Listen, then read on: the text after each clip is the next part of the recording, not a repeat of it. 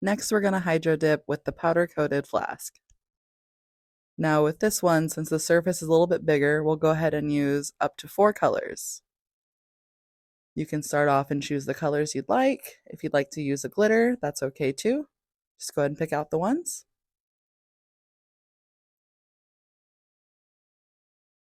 Once you have all of your paints selected, make sure you go ahead and give them a good shake so that all the paint is mixed up in the bottles.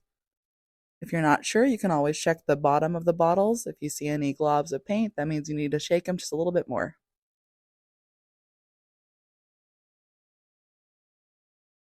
Then go ahead and start with your most dominant or your glitter color. Pour about 12 drops into the water. Pick the next color you want to shine the brightest and go ahead and do about 10 drops.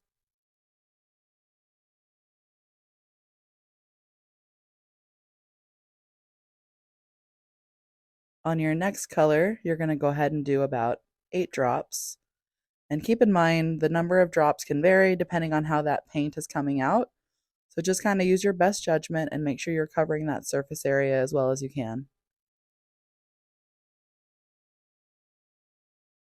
With your final color, you'll want to do about 6 drops.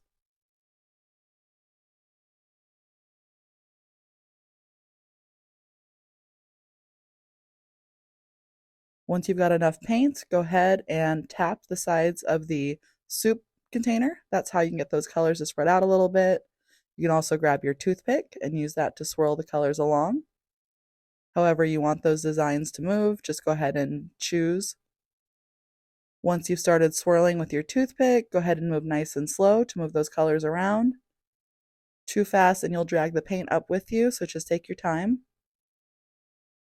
Once you've achieved the desired look, go ahead and set the toothpick to the side. Go ahead and grab your powder coated flask. I usually hold it by the end, that way you can go ahead and dip it, and then dip right into the water. Go ahead and clear any paint you see to the sides of it with your toothpick.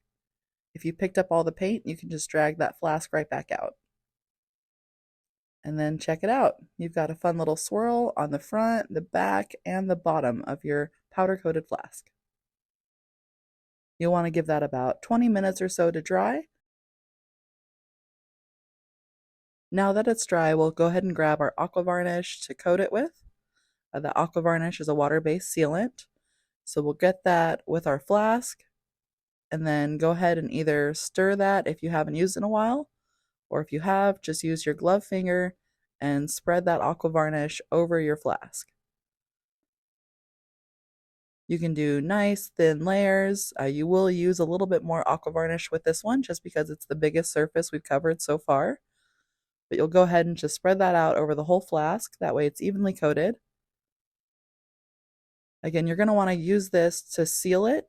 That way the paint doesn't chip off on you and you can use this flask for quite a while. You'll also notice while you're coating this flask that you can see kind of how white the aqua varnish looks while you're applying it. Don't worry, that is going to dry crystal clear. So the white can just kind of be your guideline as far as what you've covered so far. So just kind of use that coloring to make sure that you coat the whole flask. Make sure to get the bottom as well, that way it's fully sealed in.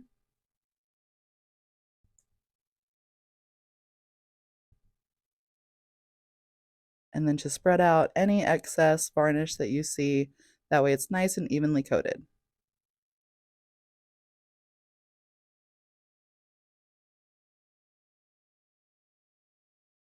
Once you have everything fully coated, you can go ahead and set that down to the side. It'll take about 20 minutes to dry with the aqua varnish coating.